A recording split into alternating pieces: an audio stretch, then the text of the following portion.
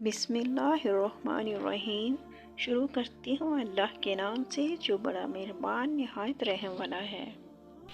حضرت سیدنا عبداللہ بن مسعود رضی اللہ تعالیٰ عنہ سے مروی ہے کہ رسول اکرم صلی اللہ علیہ وآلہ وسلم نے فرمایا، بے شک سچ نیکی کی طرف لے جاتا ہے اور نیکی جنت کی طرف لے جاتی ہے، اور بے شک بندہ سچ بولتا رہتا ہے یہاں تک کہ وہ اللہ عز و جل کے ہاں صدیق لکھ دیا جاتا ہے، اور جھوٹ گناہ کی طرف لے جاتا ہے اور گناہ جہنم کی طرف لے جاتا ہے۔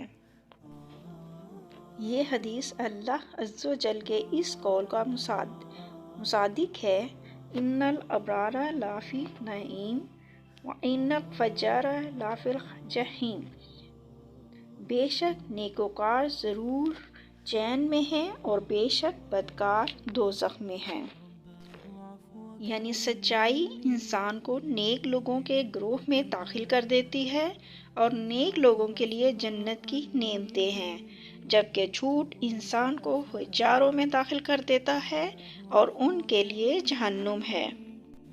صدق مومن کے اعلیٰ اخلاق میں سے ہے، جیسا کہ اللہ عز و جل کے اس فرمان سے واضح ہوتا ہے، یا ایھا الذین آمنوا اتقوا اللہ وکونوا مع الصادقین۔ اے ایمان والو، اللہ سے ڈرو اور سچوں کے ساتھ ہو۔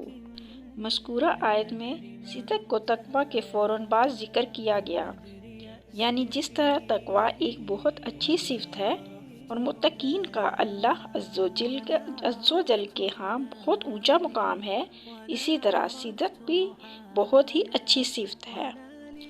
حدیث پاک میں فرمایا گیا کہ بندہ جھوٹ بولتا رہتا ہے تو اسے بہت زیادہ جھوٹا لکھ دیا جاتا ہے، یعنی اس کے لیے یہ حکم کر دیا جاتا ہے کہ یہ جھوٹا ہے، فرشتوں پر اس کا جھوٹا ہونا ظاہر کر دیا جاتا ہے، اور زمین والوں کے دلوں میں بھی یہ بات ڈال دی جاتی ہے، یہ بندہ جھوٹ بولتا رہتا ہے اور جھوٹ بولنے کا ارادہ کرتا ہے تو اس کے دل پر ایک سیاہ نقطہ پڑ جاتا ہے، یہاں تک کہ اس کا دل سیاہ ہو جاتا ہے اور پھر وہ اللہ عز و جل کے ہاں جھوٹا لکھ دیا جاتا ہے۔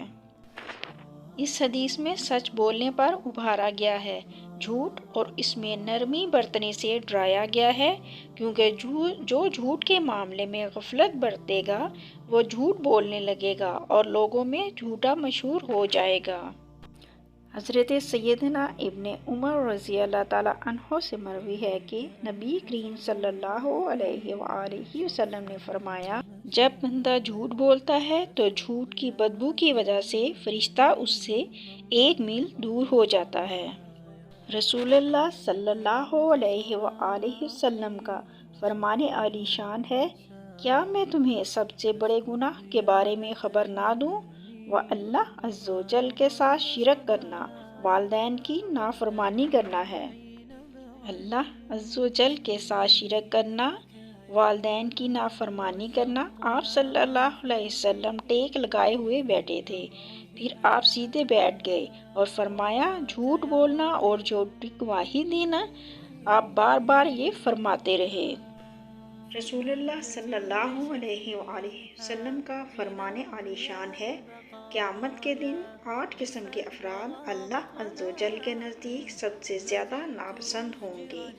1 جھوٹ بولنے والا، 2 تکبر کرنے والا، 3 وہ لوگ جو اپنے سینوں میں اپنے بھائیوں سے بغض چھپا کر رکھتے ہیں، جب وہ ان کے پاس آتے ہیں تو یہ ان کے ساتھ خوش اخلاقی سے پیش آتے ہیں۔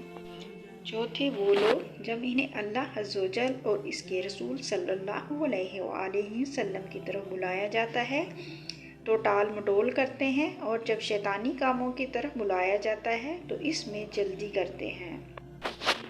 5 وہ لوگ جو کسی دنیاوی خواہش کی تکمیل پر قدرت پاتے ہیں تو قسمیں اٹھا کر اسے جائز سمجھنے لگتے ہیں، اگرچہ وہ ان کے لیے جائز نہ ہو۔ نمبر 6 چغلی کھانے والے۔ نمبر 7 دوستوں میں جدائی ڈالنے والے، اور نمبر 8 نیک لوگوں کے گناہ میں مبتلا ہونے کی تمنا کرنے والے۔ یہی وہ لوگ ہیں جنہیں اللہ عز و جل ناپسند فرماتا ہے۔ اسی کے ساتھ ہی ہم اپنی ویڈیو کا اختتام کرتے ہیں۔ اللہ سے دعا ہے کہ اللہ تعالی ہمیں برائیوں سے بچائے اور سچ بولنے کی توفیق عطا کرے۔ دوستو، اگر آپ حدیث سننا پسند کرتے ہیں تو چینل کو سبسکرائب کر لیں اور ساتھ لگے بیل آئیکن کے بٹن کو دبا دیں تاکہ میری آنے والی مزید ویڈیو آپ تک بآسانی پہنچ سکے۔ پھر ملتے ہیں نیکسٹ ویڈیو میں، جب تک کے لیے اللہ حافظ۔